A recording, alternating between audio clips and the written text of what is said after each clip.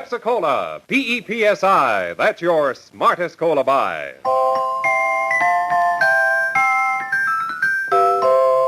Pepsi-Cola presents Counterspy.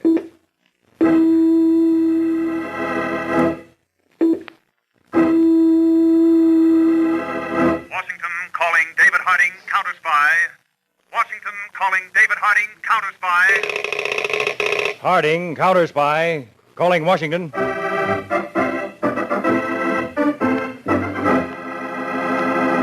United States Counterspies, especially appointed to investigate and combat the enemies of our country, both at home and abroad.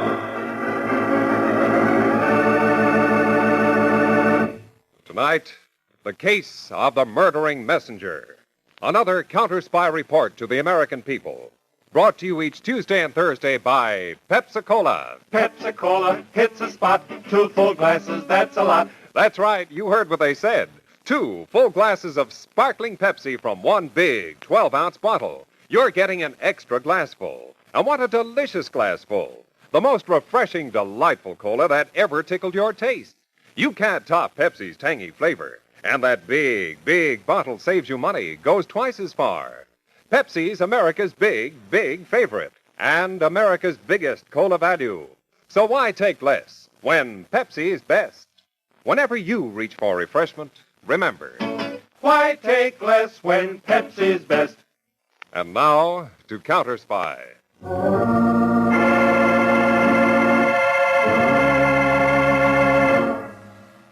In espionage, the penalty for mistakes is death. Every member of the guilty spy ring is doomed by its faraway superiors. Yet the sentence is rarely carried out by direct means. The watchwords are concealment and mystery. In the city of Detroit, a small branch library stands in a quiet side street. One morning, a young man with eyes alert entered the building and went to the main reading room. Excuse me, miss. Yes, sir. I want to turn this book in. Julius Caesar's Commentaries. In the original Latin. Yes. You're quite a student, Mr. Argyle. Caesar was quite a boy. Are you taking out another book? No, I'm leaving Detroit very soon. Goodbye, and thanks a lot. Goodbye, Mr. Argyle.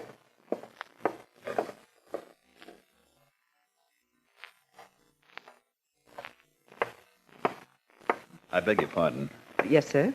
I was looking on the shelves for Julius Caesar's Commentaries, but it doesn't seem to be there. No, it's right here. Our only copy was just returned a moment ago. Do you want to take it out? Yes, please. Here's my library card. Harry J. Peters.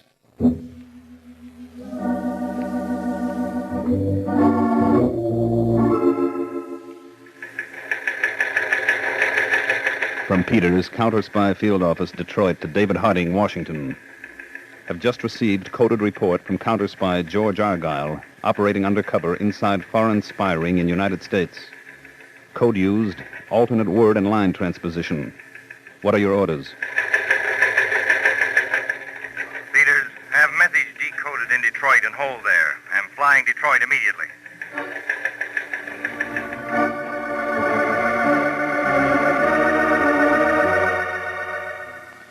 Mr. Harding, this is the original message Argyle left for me in the library book, disguised as a letter home. Thanks, Peter. Still addresses me as Aunt Bessie. Here's the decoded transcript, Aunt Bessie. Thanks, Junior. Dear Mr. Harding, trouble ahead. Last night, the only man in the spy ring I ever saw was killed in a car smash out on Woodward Avenue. A fake accident. There was an accident, Dave, and a man was killed. What's more, I've been ordered to leave my job in the turbojet factory here and go to Memphis, Tennessee. I think the superiors of the spy ring now realize that someone has fed them nothing but false information for a year. I don't believe they know I was the one, but evidently all members of the ring are to be moved around. Oh, fine. Yeah, I don't like that either, Peters. We still don't know who the other members of the ring are. It may be getting dangerous. Want to pull Argyle out? And lose 3 years of our work and preparation? Still, I don't want Argyle to be left entirely alone in Memphis. Is Aunt Bessie worried? Definitely. Argyle adds here that he'll be at the Hotel Lee. Peters, brush up on your southern accent. You're going to be there, too.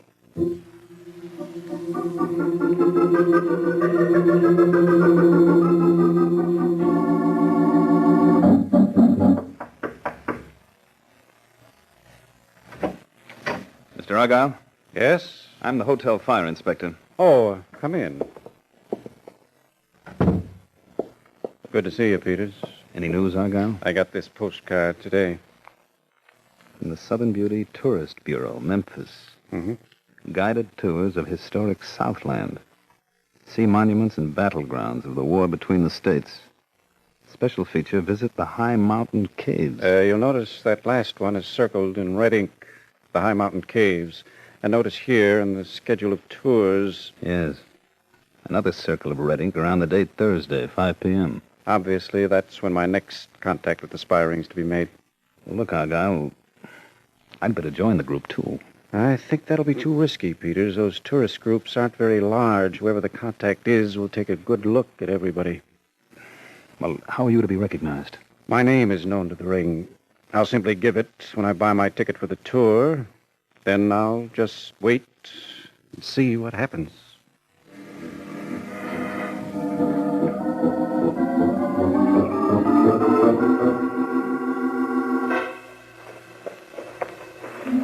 Now, folks, we're pretty near finished our tour. Famous High Mountain Cave. Scene of beauty with the stalactites, stalagmites. Kind of scary, too. One more little demonstration before we step outside again into our lovely southern evening.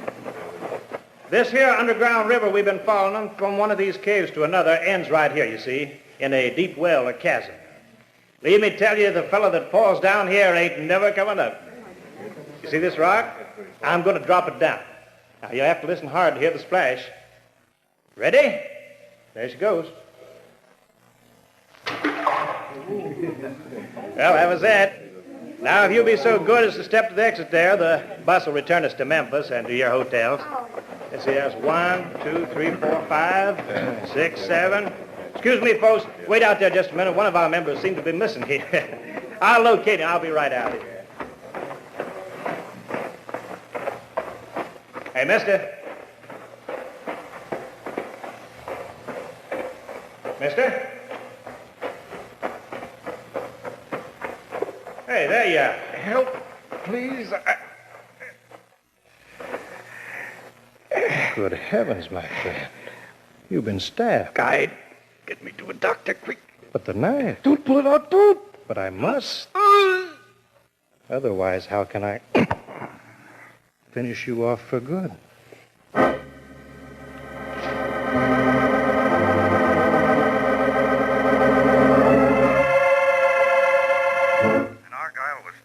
Right there in the caves, Peters? That's right, Mr. Harding. It was my fault. I should have gone right with Argyle, no matter what he said. Oh, now, don't blame yourself, Peters. You took every reasonable precaution.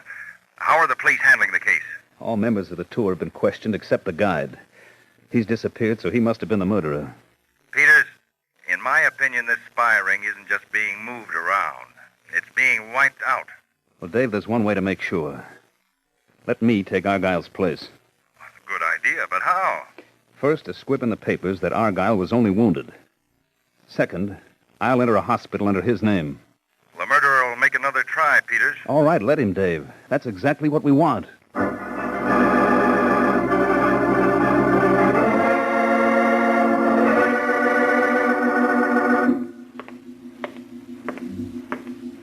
Nurse, you said Mr. Argyle had this here room? Go right in, sir.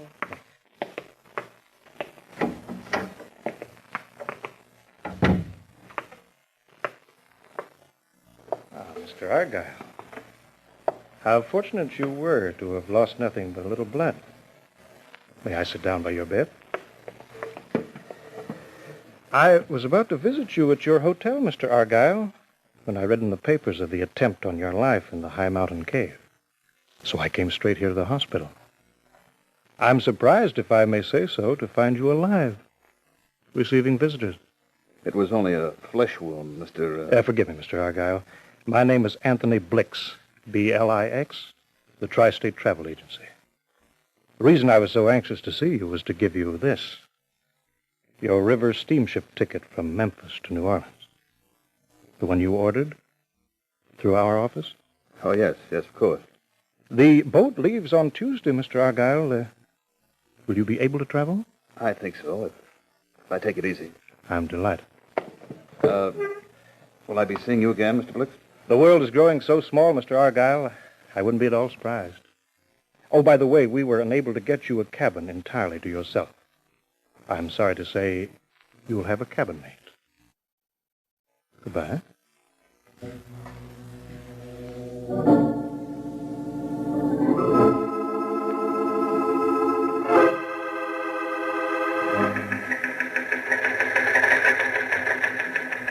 To Aunt Bessie from Nephew Argyle. First contact made. Anthony Blix of Tri-State Travel Agency, Memphis. Next contact may be somebody on riverboat to New Orleans.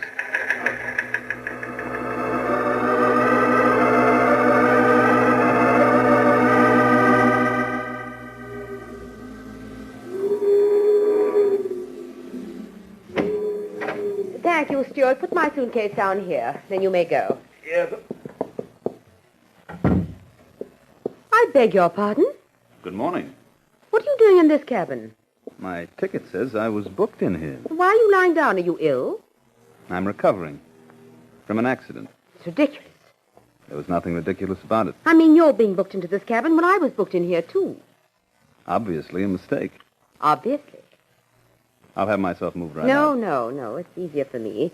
You're halfway settled already. I'll ring for the steward. Buttons right here. Thank you. I'm sorry, Mr. Argyle. Argyle. Well, I'm sorry I was angry.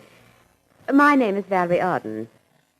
Are you going to stay in New Orleans after we get there? That's hard to say. How about you? I live in New Orleans, Mr. Argyle, even though I'm English. Listen, Argyle, I have your next instructions. Yes? On reaching New Orleans, you're to see a man named Avery L. Clark, River Road, number 821. Yes. Tell him I sent you and say that you're applying for the job he has open in Los Angeles. Clear? Clear. There's the steward. Just a minute, steward. Well, Mr. Argyle, I do hope your fever's better. It was a knife wound, Miss Arden. A knife? Good gracious, if I had to kill anyone, I'd use poison or a gun, wouldn't you? Knives are so uncertain, aren't they?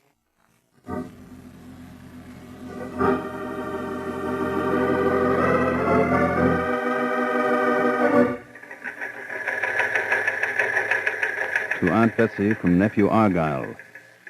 Boat contact made by one Valerie Arden. Next contact in New Orleans.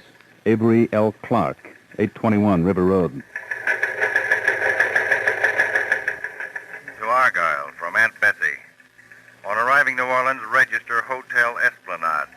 You will be given room 484. I will be there with Lieutenant Fabian of New Orleans Police.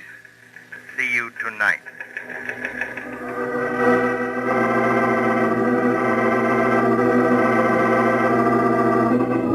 Nice to know you, Peters, or Argyle. Which is it? Peters will be safe, Lieutenant Fabian, in this hotel room anyway. Any news, Mr. Harding? Well, I've ordered a complete checkup on that man Blix back in Memphis, Peters. I expect a report very soon. About Valerie Arden, Peters. She really lives here in New Orleans, runs a high-toned gift shop. About Avery L. Clark, all we know is that he's in the sugar business. Well, Dave, Valerie Arden said I'm to talk to Clark about going to Los Angeles. Well, I think that's just talk, Peters.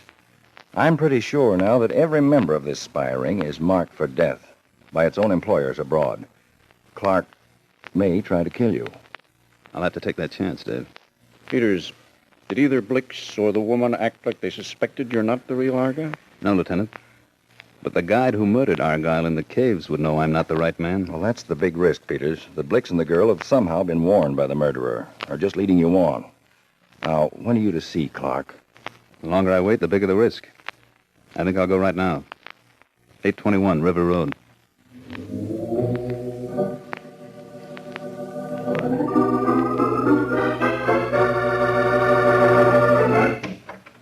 Well, what is it? What is it? Well, don't stand there on the porch gaping. I'm sorry. May I ask who you are? I'm Mr. Clark's housekeeper. Come from Oklahoma, and I don't like New Orleans, and I don't like the riffraff that comes to see Mr. Clark. It's him you want to see, I guess. Yes. My name's Argyle. Well, come in, young man, but don't expect me to announce you. He's in the living room. You can go right in and announce yourself. All right, thank you. And tell him not to ring for drinks because I got the baking to do.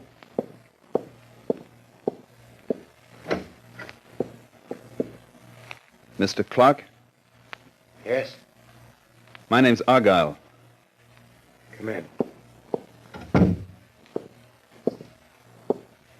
I met a Valerie Arden on the boat from Memphis.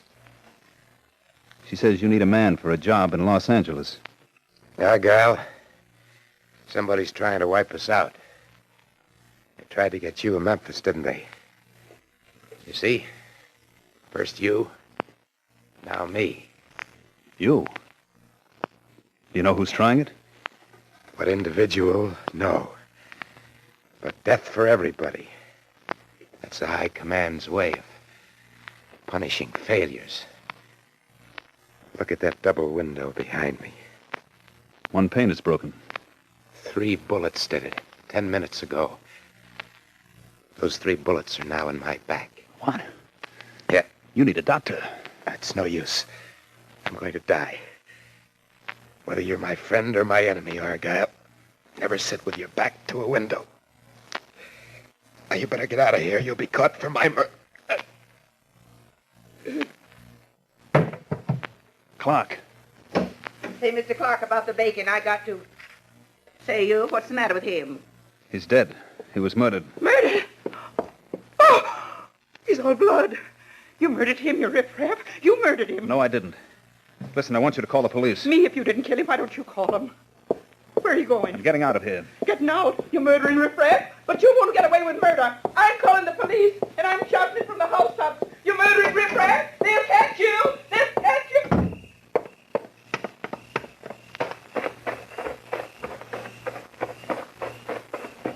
Hey, you. What?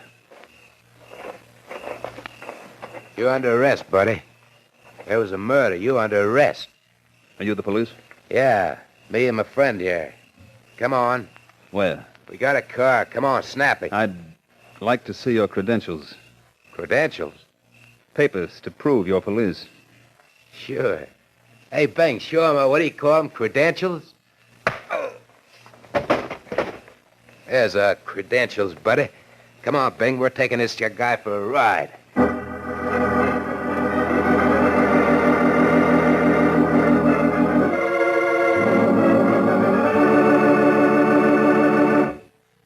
Back to Counterspy in just a moment. But first... Pepsi-Cola hits a spot. 2 full glasses, that's a lot. Lots more value, lots more zest. Why take less when Pepsi's best? More and more, among fellows and girls, among mothers and dads, you hear that sane and sensible question, why take less when Pepsi's best? No budget, no allowance ever had a better friend than tangy, sparkling Pepsi-Cola. Because one big 12-ounce Pepsi bottle gives you 2 delicious drinks. That's twice as much tangy taste, twice as much delicious Pepsi, to go just twice as far. That's why more and more families say, why take less when Pepsi's best? Yes, families like yours and mine, families all over America, they're all saying, why take less when Pepsi's best? Pepsi-Cola's so delicious, and each bottle makes 2 drinks. It is certainly the cola for the purchaser who thinks everybody's drinking Pepsi. Just compare it with the rest. So much more and so much finer. Why take less when Pepsi's best? Today, tomorrow, always. Get America's biggest cola value. Take home a carton of 6 big Pepsi bottles. Insist on Pepsi at the store. And say Pepsi at the fountain. Say Pepsi at the stand. Say Pepsi. Whenever you reach for refreshment, remember, why take less when Pepsi's best? And now, back to Counterspy.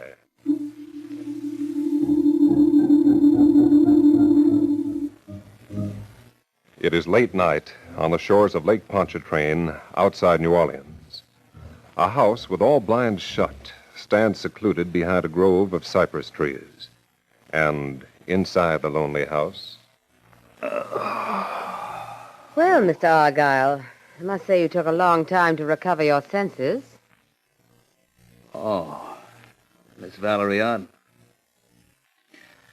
Were you the one who hit me on the head? Good gracious, no, Mr. Argyle. That was Bing. For your information, we're in my house, and both Bing and George are in the very next room. That's interesting. I brought along some brandy. I thought you might need it. How about you? Oh, I don't need a drink. I haven't committed a murder. Meaning Clark, hmm? Who did it? You? Me? You know better than that.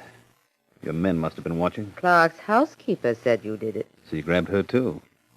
You work fast.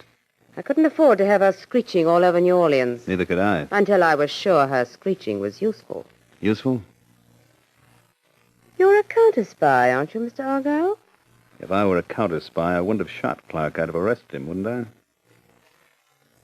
Clark told me somebody was trying to wipe all of us out. Is that you? He's crazy. Not anymore. He's dead. But it's a wild idea. It's absolutely fantastic. Who's next? Blix? You saw Blix in Memphis, didn't you? In the hospital, yes. But you were in Memphis, too. You could have arranged my little knifing. You could have shot Clark tonight. Mr. Argyle, I think I will have some brandy. With pleasure. Thank you. You're really scared, aren't you? So I guess it's not you who's trying to wipe us out. It's Blix. Mr. Argyle, why couldn't you be the one sent out from the Home Office to get rid of us all? If I were, why would I have stabbed myself back in that Tennessee cave? Wounds can be faked. Where were you knifed? Here, in the side. Right there? Oh. It's a dirty trick to hit me there. I've made sure you were knifed. Yes, haven't you? That knocks out your theory of my being the official killer. But not of your being a counterspy. Maybe you could fool Blix alone, or me alone. But not the two of us together. Suppose we settle that now. Tonight. How? Blix is way up in Memphis. Oh, no. He arrived here in New Orleans this morning, and in a few minutes he can be here, and we can find out whether he murdered Clark. And whether or not you're a counterspy. I shall phone him, Mr. Argyle. Meantime, have another drink, won't you?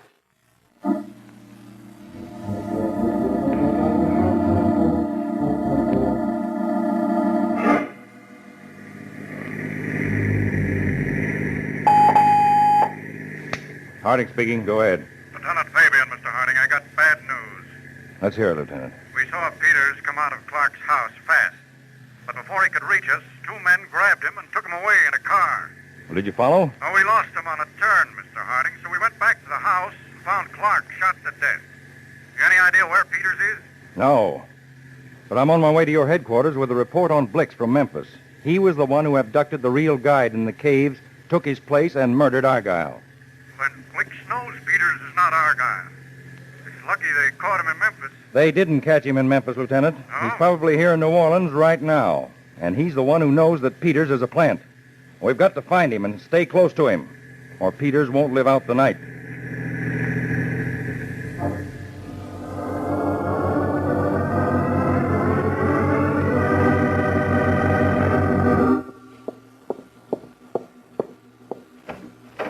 My dear Valerie, how exquisite you look, as always. Hello, Blix. He's been waiting for you. And Mr. Argyle, as I suggested in Memphis, it is a small world, isn't it? And getting smaller. Blix, something's gone seriously wrong among us. Clark was killed earlier tonight. Oh? Perhaps because he'd become too expensive. Like you, Blix. And me. And Mr. Argyle. I wasn't aware that Mr. Argyle was so expensive. He is, if he's really a counterspy. She's crazy. Blix, you ought to know. You saw Argyle in Memphis. He is a counterspy. Bing and George are handy. They can take care of him tonight. Valerie, you're being ridiculous. I trust Mr. Argyle as much as I trust you. And how much is that? If Argyle's to be trusted, then who tried to kill him? Who murdered Clark? Blix, have you been sent here to get rid of us all? Valerie. What? I heard a car outside. Where are your men? In the front room. Why? Go and ask them about the car. But- Please trust me, Valerie. Go and see him. Very well.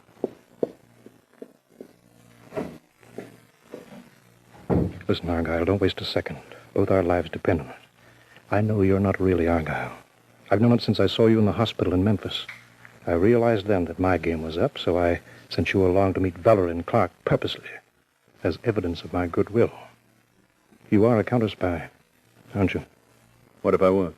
I'm ready to tell you everything you want to know about this spy group, in exchange for your letting me go free. So you're the man sent out to wipe out this group? Mm-hmm.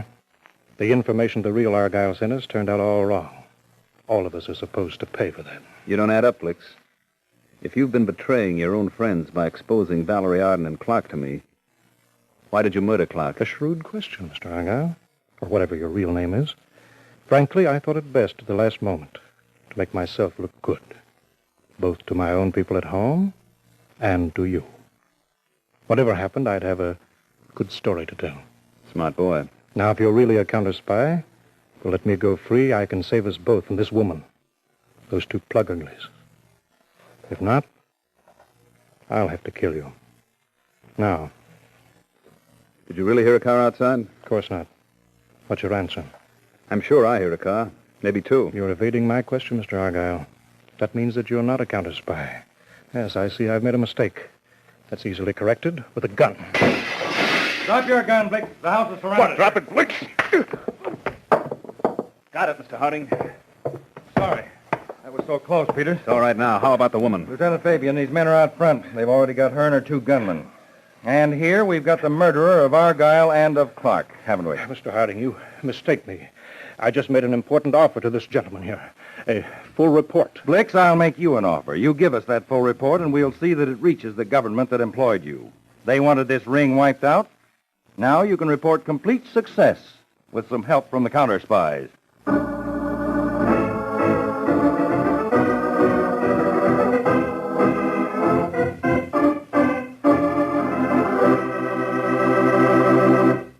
When your friends drop in, be generous, but be thrifty, too. Serve plenty of delicious Pepsi-Cola. Pepsi's big 12-ounce bottle gives you not just one sparkling glassful, but two. Get a carton of 6 and serve 12 delicious drinks. Yes, Pepsi is America's biggest cola value. You get twice the tangy taste, twice the refreshment, twice the Pepsi. So why take less when Pepsi is best? Whenever you reach for refreshment, remember, Pepsi-Cola hits the spot. 2 full glasses, that's a lot. Lot more value, lot more zest. Why take less when Pepsi's best? tune in every Tuesday and Thursday, same time, same station to Counterspy. Listen next Tuesday for the exciting Counterspy case of the cold-blooded professor. The secret cellar that hid the mysterious inventions of a calculating killer. The dark patches on the square film that indicated the suspect would visit a certain type of store. And the hit-and-run victim who used a leg hook and kick to catch the carrier of vitriolic acid off guard. That's next Tuesday's Counterspy. Make sure to tune in to Case of a Cold-Blooded Killer on Counterspy.